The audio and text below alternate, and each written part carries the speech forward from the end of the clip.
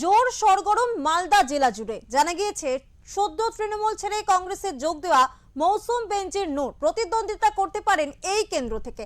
এবার তা নিয়ে শুরু হচ্ছে রাজনৈতিক চর্চা। বিধানসভা নির্বাচনের দিনক্ষণ এখনো ঠিক হয়নি, তার মধ্যে রাজনৈতিক উত্তাপে সরগরম হয়ে উঠেছে মালদা জেলা। এই মুহূর্তে জেলার হাই ভোল্টেজ কেন্দ্রগুলির মধ্যে রতুয়া বিধানসভা অন্যতম। কংগ্রেসের সূত্র থেকে জানা গেছে সদ্য তৃণমূল ছেড়ে কংগ্রেসে যোগ দেওয়া মৌসুম বেনজির নূর প্রতিদ্বন্দ্বিতা করতে পারেন এই কেন্দ্র থেকে। এমন পরিস্থিতিতে বর্তমান তৃণমূল বিধায়ক সমর মুখার্জির নির্বাচনে প্রতিদ্বন্দ্বিতা করার সরাসরি চ্যালেঞ্জ মৌসুমকে। সমরবাবু মৌসুমকে কটাক্ষ করে বলেন যে আমার ভাগ্নি হয় মৌসুম, প্রয়োজন হলে ভোট প্রচারের জন্য 5টি গাড়ি দিয়ে দেবেন মৌসুমকে। ওয়েলকাম, একদম ওকে আমি দরকার হলে 5টা গাড়িও দিয়ে দেবো, কারণ আমার ভাগ্নি। ওয়েলকাম টু রতুয়া মৌসুম।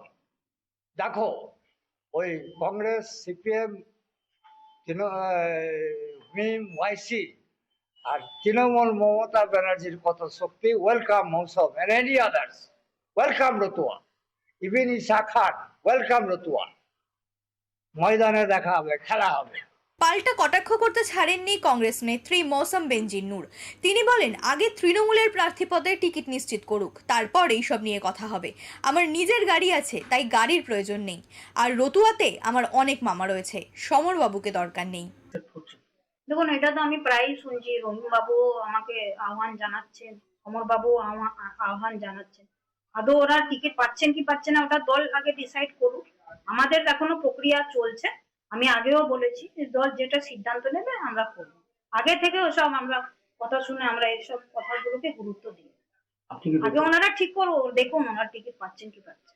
আপনি কি রতুয়া থেকে যাচ্ছেন? আমাদের আমি আগেই বললাম যে এইসব নিয়ে কোনো আলোচনা, এখন তো অবশ্য আলোচনা হচ্ছে প্রার্থী নিয়ে। দল যেটা ফাইনাল ডিসিশন দেবে আমি সেটাই মানব। আপনার চয়েসেবল সিট কোনটা? আমার ওরকম, আমার 12টা সিটই আমাদের সিট। 12টা সিটের টার্গেটেই আমি নেমেছি। 12টা সিটই আমরা বের করার চেষ্টা করছি। যদি রতুয়া বিধানসভা থেকে দাঁড়ান, তাহলে সমরবাবু বলছেন আপনাকে গাড়ি দিয়ে সাহায্য করবে। আমার গাড়ি আছে তো, আমার নিজস্ব কেনা গাড়ি আছে, আমার কারো গাড়ি লাগবে না। ওনাদের গাড়ি আছে, ওনারা গাড়ি নিয়ে চলুক। আগে দেখুন সমরবাবু টিকিটটা পাচ্ছেন কিনা। আমার ভাগ্নি দাঁড়াবে, আমি তাকে সাহায্য করবো। আমার সাহায্য দরকার, আমার এলাকায় প্রচুর মামা আছে যারা আমাকে সাহায্য করবে। এই বিষয়ে মালদা জেলার তৃণমূল কংগ্রেসের সভাপতি আব্দুল রহিম বক্সি বলেন, যারা দল বদল করে তৃণমূলের সমালোচনা করে বেড়াচ্ছে তাদেরকে কেবল রতুয়া নয় সর্বত্র স্বাগত। সমর মুখোপাধ্যায় কি বলেছেন সেটা তো আমার জানা নেই, আর আমি দেখিনি কি বলেছেন উনি। ওনার বক্তব্যের উত্তরটা সঠিকভাবে উনি দিতে পারবেন। তবে আমরা যারা তৃণমূল করছি, আমাদের সব সিটি আমাদের মমতা ব্যানার্জির সৈনিক হিসাবে আমরা সব জায়গায়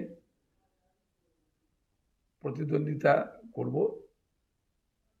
আমাদের যিনি প্রার্থী হবেন তিনি প্রতিদ্বন্দ্বিতা করবেন। আর যারা দলবদল করে তৃণমূলে বদনাম করে বেড়াচ্ছে তাদেরকে মুখার্জি কেন সব জায়গাতে ওয়েলকাম আছে, যে এই ধরনের মানুষ যেখানে দাঁড়াক না কেন তৃণমূল তার যোগ্য জবাব সাধারণ মানুষকে সাথে করে নিয়ে দিবে। অন্যদিকে বিজেপি দক্ষিণ মালদা সাংগঠনিক জেলার সভাপতি অজয় গাঙ্গুলির অভিযোগ, বিজেপিকে রোখার জন্য কংগ্রেস, তৃণমূল, সিপিএম সকলেই জোটবদ্ধ। তারই প্রতিফলন মালদা রতুয়া কেন্দ্রে হচ্ছে। তাই তৃণমূল কংগ্রেসকে ডাকবে, কংগ্রেস সিপিএমকে ডাকবে, যাতে 2026 সালে বিজেপি ক্ষমতায় না আসে। কিন্তু তা ঘটবে না, মানুষ বিজেপিকেই ভোট দেবে। দেখুন, আমরা প্রথম থেকেই বলে আসছি যে পশ্চিমবঙ্গে বিজেপিকে আটকানোর জন্য তৃণমূল কংগ্রেস, সিপিএম সবাই এক। আজকে তার প্রতিফলন মালদাতে রতুয়া বিধানসভায় ঘটেছে। রতুয়া বিধানসভার তৃণমূলের যিনি বিধায়ক আছেন সমর মুখোপাধ্যায়, তিনি সদ্য তৃণমূল থেকে আসা মৌসুম নূরকে প্রার্থী হওয়ার জন্য অনুরোধ করেছেন এবং বলেছেন নানা রকমভাবে তিনি সহযোগিতা করবেন। এই থেকে একটা কথা পরিষ্কার, তৃণমূল কংগ্রেসকে ডাকবে, কংগ্রেস তৃণমূলকে ডাকবে, তৃণমূল কংগ্রেস পেলে সিপিএমকে ডাকবেন। সবার একটা লক্ষ্য, ভারতীয় জনতা পার্টি যেন 2026-এ পশ্চিমবঙ্গে না আসতে পারে। কিন্তু পশ্চিমবঙ্গ তথা মালদার মানুষ বুঝে গিয়েছে যে এই সরকারের পায়ের তল থেকে মাটি সরে গেছে এবং ভারতীয় জনতা পার্টির সমস্ত প্রার্থীদেরকে মালদার লোক আশীর্বাদ করবেন। ভারতীয় জনতা পার্টি মালদাতে অধিক সংখ্যায় বিধায়ক রাজ্য মন্ত্রিসভা গঠনে দিবে, এইটা আপনাদেরকে সিভির মাধ্যমে জানিয়ে রাখছি। বিধানসভা নির্বাচনের আগে কার্যত মৌসম বেনজির নূরকে নিয়ে রাজ্য রাজনীতি উত্তাল। এখন দেখার মালদায় বিধানসভা নির্বাচনে কংগ্রেসের পক্ষ থেকে আদেও মৌসম বেনজির নূর প্রতিদ্বন্দ্বিতা করেন কিনা।